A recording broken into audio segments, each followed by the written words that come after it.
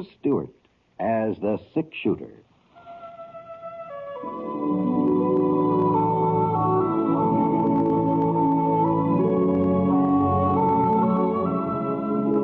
The man in the saddle is angular and long-legged. His skin is sun-dyed brown. The gun in his holster is gray steel and rainbow mother of pearl, its handle unmarked. People call them both the six-shooter.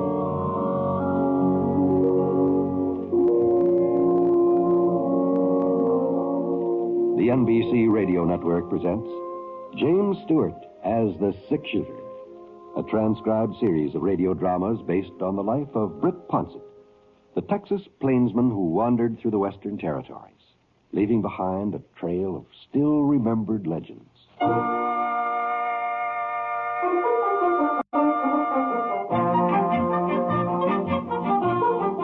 This was my first trip into Powder Creek for 3 months, I suppose. Working the spring roundup for Bar Y had been keeping me pretty busy, and there hadn't been any special reason for coming to town. But I figured it was about time to make an appearance. Scar's saddle was showing a lot of wear and tear, and, well, my own outfit didn't exactly look like it had just arrived fresh from the mail order house. Pants were getting a little thin around the seat, and there was a pretty big hole in the sleeve of my jacket. I'd tried to patch it up, but I hadn't done a very good job. So I left Scar at the livery stable and headed over to Ethan Green River's general store. I aimed to get another jacket, a new pair of breeches, shirt or two, and I'd probably be able to find out what's been going on in the town while I was at it. Ethan usually managed to keep up on the latest Powder Creek happenings. Well, the store hadn't changed much. Everything seemed to be about the same. And Ethan, he hadn't changed much either. He must be almost 65 by now. He sure didn't look that old, though. Standing there by the pickle barrel, munching on a great big fat juicy dill. Howdy, Ethan. Well. I've been wondering when you was going to honor us with your presence, Britt. That's all. Yes, sir. I was remarking about you just this morning. Told Miss Bennett when she come in to get some yardage for a new dress. I said to Miss Bennett about time for the six-shooter to be coming into town. He's sort of overdue, I said. Overdue? What are you talking about, Ethan? Well, there's milk for you, for one thing. Letter. Somebody in Topeka, Kansas, from the looks of the envelope. Oh, it must be from Aunt Emma. She lives in Topeka. Oh, she does, eh? Well, here you are, Britt. Thanks. According to the postal rules, I should have sent it back when you didn't show up, but I figured I could stretch your point. Well, ain't you going to read it? Oh, sure. Oh, my. Oh, that pickle sure is bitter.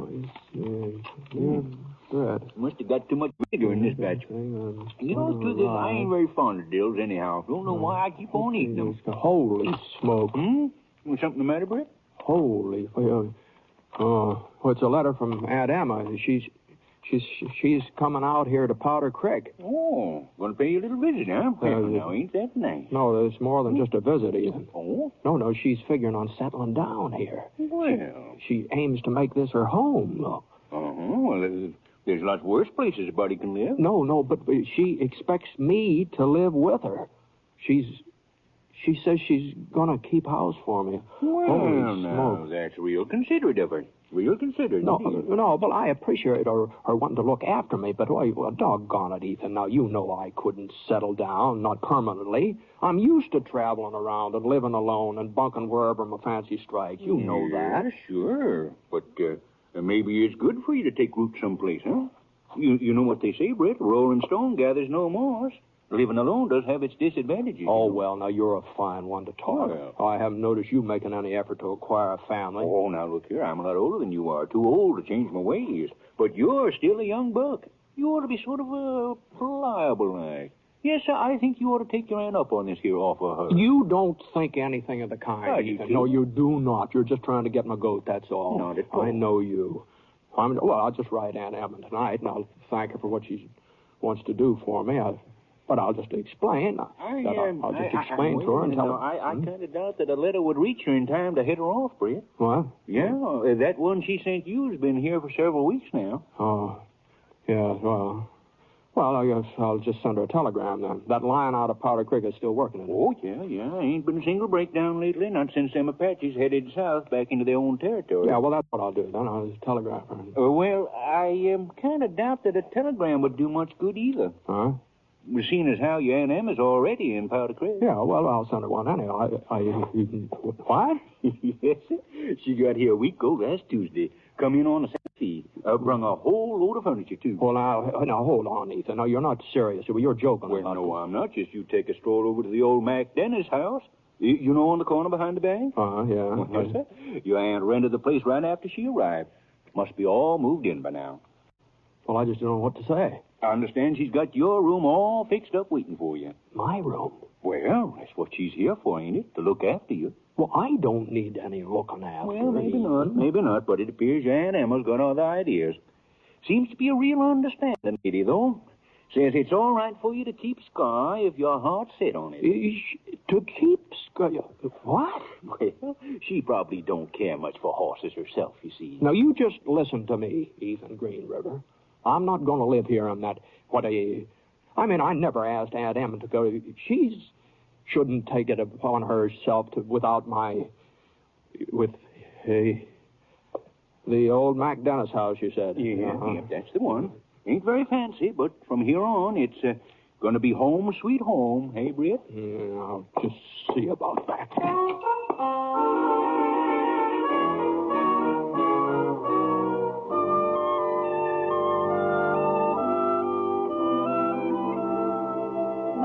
Goodness sakes, how you've grown, Britt. Oh, no, Aunt Em, no. I had my full growth the last time you saw me. I was 25 years old. Well, now, it seems to me you've shot up some since then. Not much flesh on you, though. Fact is, you're just plain skinny. Yeah, well, I reckon being so tall will make me a little thinner than I really am, sort of appear to be. Your father was just as tall as you are, but he must have been a good 20 pounds heavier. Yes, ma'am. Well, we'll put some flesh on those bones of yours. A couple of good home-cooked meals, and you'll start filling in. Yes. You like the house, Britt? Yes. It seems real comfortable. Well, I haven't quite finished unpacking yet, and some of the big pieces have got to be moved. I was waiting for you to give me a hand. Yes, I'll be glad to, Aunt Em. Your room's right over there if you want to take a look at it. Oh, well... So go on, Britt, go on. Oh, you needn't be afraid I fixed it up real frilly or anything like that. Oh, no, I wasn't worried about that. Well? It looks fine. It's just fine. Just take a good feel of that bed. Now, I'll bet you don't get a soft mattress like that in the bunkhouse where you've been sleeping. No, we sure don't. I'm working on a patch quilt for it. Started before I left Kansas. Expect I'll have it finished up in a week or so. Well... now, Aunt Em, before you go too much trouble... Yes, Britt? You see, I didn't know you were coming to Powder Creek. Yes, Mr. Green River told me you hadn't been in to pick up my letter. You must have been kind of surprised to find out I was already here. I was practically flabbergasted, yes. Whatever made you decide to come west? I'll tell you all about it while I'm fixing supper. Come on out in the kitchen. Yes, ma'am. Oh, shucks. I was going to have a real fancy meal for you first night in your new home, but you didn't give me enough warning. So I'll just have to warm up yesterday's pot roast, if that's all right. Oh, there's nothing I like better. Oh, there's some potatoes in that sack. Would you mind peeling a couple of them for me? No, not bad. Right here. Here, now, use this pan. There's the knife's in the drawer beside you. Oh, I see. Oh, This one? no, not the butcher knife, Britt. Here, now, this one. Oh, I see. That'll be better. Well, now, about my coming to Powder Creek, Britt. I just felt it was my bounden duty. You, ma'am? Well, you see, Carrie got married last February. Carrie? My youngest girl, your cousin Carrie. Cousin Carrie. She was almost 30, and I was beginning to wonder whether she'd ever get a... Well, she finally found herself a real nice man. Yes, he works for the Santa Fe Railroad Company. Got me a train ticket at half price. Is that so? Well, anyway, after she left home, that meant my family was all taken care of. My immediate family, that is. Uh-huh. And then I got to thinking about you, my only brother's son. All alone with nobody to look after you. Well, I've been getting along all right, Aunt Em. Now, don't you try to tell me that. If ever I saw a man that needed a woman to take a hold of him, why, those clothes you're wearing are a disgrace. Oh, yes, these are... Well, I was going to buy some new ones today. Well, if they was washed and ironed and mended proper, you wouldn't be needing new clothes all the time. A wife, that's what you really ought to have. But I suppose you're like the rest of the Ponsets. Put off everything until the last minute. Well, I don't going know. it alone is expensive, Britt. Oh, I'm not saying the two can live as cheap as one. And I don't want you to get the idea that I expect you to support me. Well, it's never even crossed my mind. Oh, indeed. I've still got some of the money your Uncle George left. And my boys both send me a little bit from time to time. I don't imagine we'll have any finance problems, Britt. Well, you see, Aunt Em, I'm signed up with the Bar Y, and I'm sorry, but I just can't very well stay on here in town with you. Well, there are other jobs besides ranching. Well, it's about all I'm good for. Oh, fiddlesticks. I've had a talk with Mr. Allington at the bank. He says he'll give you a position the minute you say the word. Oh, for Pete's sake. Me? What, me work in a bank? Oh, no, Aunt Em, in a bank? I wouldn't know the first thing about it. Oh, well, now that don't seem to bother Mr. Allington. He was real pleased at the idea. Said it would probably cut down some of his losses, having you as an employee. Ooh, what's the matter, Britt? Oh, God. Sort of nicked my finger a little bit. Nothing serious. Here, you can use this piece of rag for a bandage. It's clean. Oh, no, Aunt Em. You don't want to get blood poisoning, do you? No, but Go ahead now, tie it on. All right. And you'd better let me finish those potatoes. If you're peeling them, there wouldn't be enough left to cook. Yes, well, you see, what I'm getting at, Aunt Em, is, well, I'm not the stay-and-put type of man. I'm sort of used to being on the move. Understand? Britt Ponset, it's high time you lit someplace. Oh, I've heard about you and that gun of yours all the way back to Kansas. It's a wonder to me you haven't been shot up half a dozen times by now. At least if those stories folks tell are true. Well, the stories probably did some growing on their way east. I'll bet I know one thing you don't. They've even got a title for you back there. Oh? Mm-hmm. The six-shooter. That's what they call you. No. As if the name of Ponset wasn't good enough. Oh. Well, don't you feel too bad about it, dear. After we live here in peace and quiet for a spell, everybody will forget all about those escapades of yours. Uh-huh. Now, Aunt Emma, there's just something I've got to explain to you, and I want you to understand that Chris, I know what you're trying to say. You think I'm making a big sacrifice in coming here and setting up a home for you. No, not exactly. No sacrifice, Britt. No, indeed. And it's not just a feeling of duty either. The plain truth is I wanted to come. Oh? It's kind of hard to put into words, but, well, after George died, I still had the children to keep me busy. But now there's no one. No one but you. I guess I'm the kind of person that just has to have somebody to worry over. Must be my nature. And I'm only 60, Britt. I ought to be able to run a house for a good 10 years yet.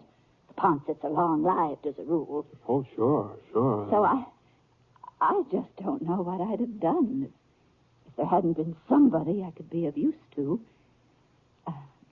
I guess you're kind of a godsend, Britt. It looks like I need you more than you need me. Mm-hmm. Well, I reckon we both need each other, Aunt Em.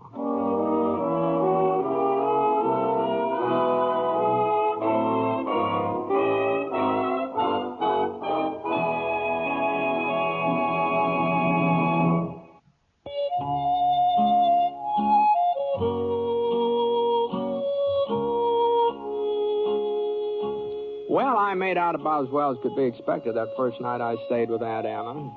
I wasn't exactly what you'd call comfortable. The bed was too darn soft, for one thing. And it wasn't easy getting used to having another person around all the time. Leastways, it wasn't easy getting used to Aunt Emma. I knew she had my best interest. Britt Ponset, you eat the rest of those turnips. They're good for you. And before I forget it, don't you think you ought to see about getting a haircut? It's hanging way down the back of your neck. And whenever she asked me to do something, well, I sure didn't have any right to object. They were things that had to be done. And a sack of flour, a spool of number 60 white thread, and some empty fruit jars. I think I'll put up some of that rhubarb out in the garden. Looks real nice to me. And as for the advice she gave me, well, it was probably good advice. It was well worth listening to. I just don't see why you can't try working at the bank, Britt. If you don't take to it, you can always quit. I'm not saying that you have to keep on with it for the rest of your life. Well, after a week, I knew that I couldn't go on much farther, so... And when Dan Porterfield came in, I told him I'd be back to the ranch by the end of the month. But I sure didn't know how I was going to manage it. I just couldn't leave Aunt Em, not without hurting her. She just needed somebody like me to fuss over her. And there wasn't anyone else who seemed to fit the bill, at least nobody I could think of right offhand. Yeah, here's the last of it, Britt. Coffee, salt, bacon, cook material. That's all in it. Yeah, that's all, Ethan. I'll say one thing. You sure surprised me, Britt. I don't see why. Well, I do. I figured you wouldn't stay on with your aunt not more than 2-3 days at the very outside. But by Jiminy, it's over a week now, ain't it? Oh, no, it hasn't been a week, but it couldn't be that long. By George, it is a week anyway. The time sure does fly when a man's contented and satisfied, you know? Huh? Ethan, I'm going to let you in on a little secret. You remember the other day when you first told me Aunt Emma was in town? Sure. Well, now, the truth of the matter is I was kind of upset. I didn't exactly welcome the idea. It ain't no secret, Britt. I guess I know how I'd feel was I in your place. Well, that's just it, Ethan. I never realized what I've been missing all these years. What are you talking about? I want to tell you that I wouldn't give up living with Aunt Em for all the gold in California. In the first place, she's the finest cook that ever lived. Why, her hot biscuits alone is enough to make your mouth water, and that isn't the half of it. She takes care of all my clothes. I can put on a clean pair of socks every day if I have a mind to do it. No. A clean pair every single day if I want to. But the best part of it is that I'm not lonely anymore. Gosh, it sure is nice to have somebody to talk to and to play casino with in the evenings. Huh? Of course, I know none of this sounds appealing to you, Ethan, but gosh, I sure hope I never have to go back to living alone. Well, see you later. Huh? Oh, yeah. I'll be seeing you, Britt.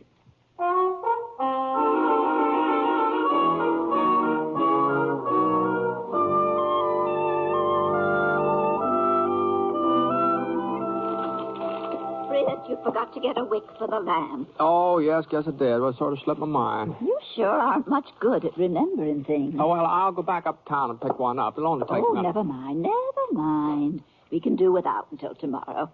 Better get your hands washed, son. Supper will be ready in a little bit. Yes, ma'am. By the way, I had a little chat with Ethan Green River this afternoon. That's nice. You know, I kind of feel sorry for him. He's living alone, nobody'd care whether he comes or goes and all that. Well, it's by his own choice, I'm sure. Yeah, it is. Well, I was just thinking maybe we could have him over to supper one night. Oh. Well, now, Britt, I'm not as young as I used to be, and getting on food for company, that's kind of an effort. Oh, but it wouldn't have to be anything special. And besides, it might be nice for you and Ethan to sort of get together, to sort of get a little better acquainted. And... You don't think I'd so much as look at another man after your Uncle George, do you? I'm surprised. Oh, no, I didn't mean anything like that. Well, I should hope not. Oh, no. No, the fact is, Ethan is kind of spoken for in a way. You don't say. Oh, yes. Maud Hinsdale. She's got her eye on him. Hinsdale? Hinsdale, yes. You know, the soprano in the church choir, the screechy one. Oh. Oh, yes. Come to think of it, somebody was telling me Maud was sort of worried about you when you first showed up, and she was afraid another widow might give her some competition for Ethan. And she's been having trouble enough landing him as it is, you know. Well, she needn't have concerned herself. Oh, she's not concerned now. Not since she's seen you. What? No, at least that's the story I got. Well, for Maud Hinsdale's information, I've had plenty of chances to remarry since your uncle passed on. Oh, sure you have, Annie. I'm sure you have. And now that you mention it, tomorrow night might be a very good time to have Mr. Green River over for supper. I was planning on chicken and dumplings, and there'll be plenty for 3. Well, now, you're sure it won't mean too much work for you? Oh, what's little work, Britt? This is your home as much as it is mine. Your friends are always welcome. Oh, fine, Anna. That's real generous of you.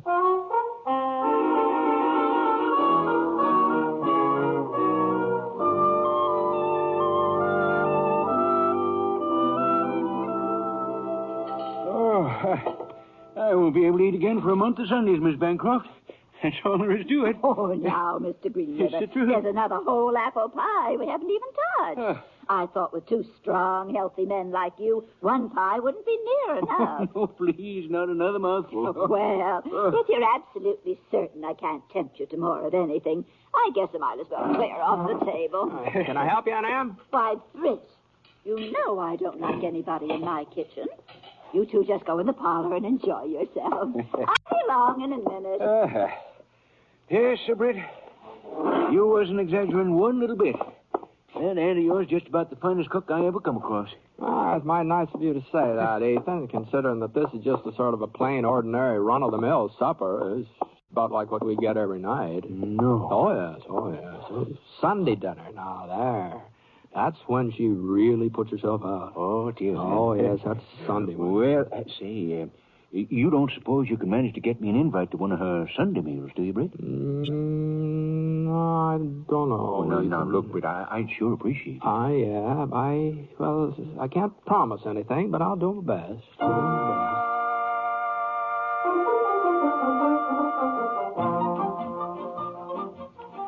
Well, for the next 10 days or so, Ethan was practically a steady boarder at Aunt Emma's.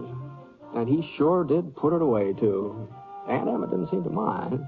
She said she liked to see a man enjoy his food, and Ethan more than obliged her. I tried to leave them alone as often as I could, but as far as I could tell, their friendship just didn't seem to be progressing past the dining room table. Looked like I just have to sort of give Ethan a little touch of spur. So, one evening after spare ribs and sauerkraut, while Aunt Em was out in the kitchen doing the dishes... Oh, you gotta let my belt out another notch. That's all there is to it. Ethan? Yeah? There's something I've been meaning to ask you. You're right ahead, Britt. Well, now, you know I'm Aunt Emma's only relative. Uh-huh. In Powder Creek, that is. Yeah. She's sort of my responsibility. Mm-hmm. Well, what I'm getting at is your intentions. My what? Your intentions about Emma. I see what you're driving at now, Britt. Well, you don't have anything to worry about. I don't? No. I won't deny I'm real fond of Emma, and it's more than just a cooking, too. Under other circumstances, well, I might even consider asking her to marry me. Other circumstances? Yeah, well, you told me how you'd feel if anything happened to upset this little home you've got here, and I'd be the last man in the world to cause you any misery, Britt. Why, you're one of my closest friends. Now, just hold on here a minute. Now, Ethan. look, but you can take my word for it. You and Emma can live on here together just as long as you've a mind to, and I won't do a thing to interfere. But I'd like you to interfere. Huh? If you want to marry Aunt Emma and she wants to marry you, you'd be doing me a favor. No, Britt. I just won't let you make such a sacrifice. A sacrifice? Yes, that's just what it is, a sacrifice. All right, Ethan. You can believe whatever you like, but I've made up my mind. I'm not staying here in Powder Creek. I'm heading back to the Bar Y the first thing in the morning, and after I'm gone, Aunt Em will be all alone here, all alone, unless you plan to do something about it.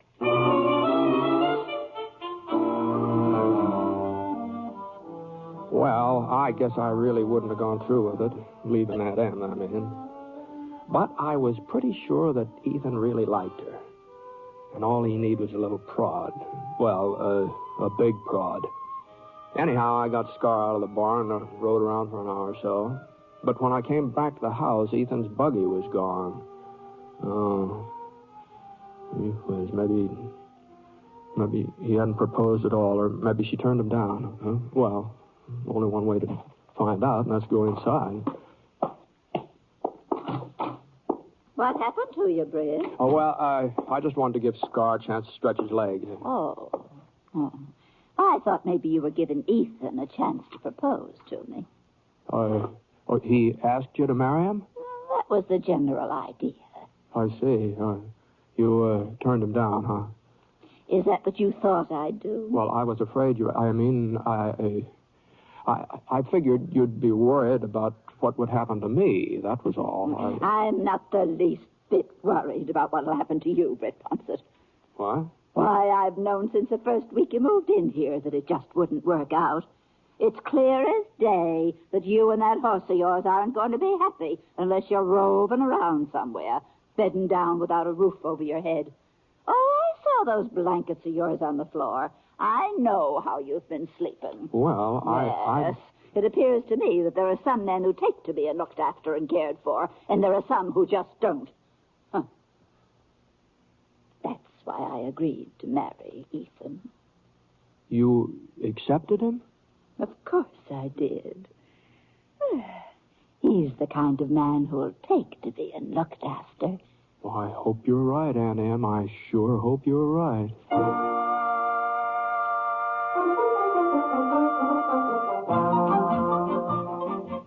And you know she was?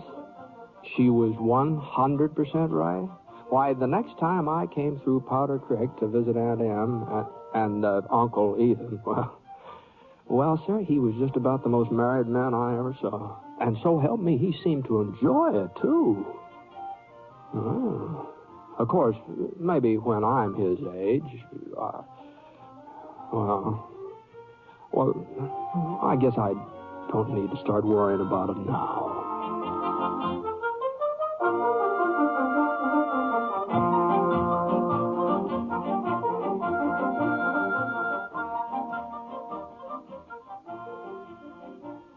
The Six Shooter is a transcribed NBC radio network production in association with Review Productions. It is based on a character created by Frank Burt and is written by him. Mr. Stewart may currently be seen in the Universal International picture The Glenn Miller Story. Others in the cast were Eleanor Audley and William Johnstone. Special music for this program was by Basil Adlam, and the entire production is under the direction of Jack Johnstone. All characters and incidents were fictitious, and any resemblance to actual characters or incidents is purely coincidental. By the way, you'll be interested in knowing that the Six Shooter has been chosen for broadcast to our men overseas through the facilities of the Armed Forces Radio Services. This is John Wall speaking.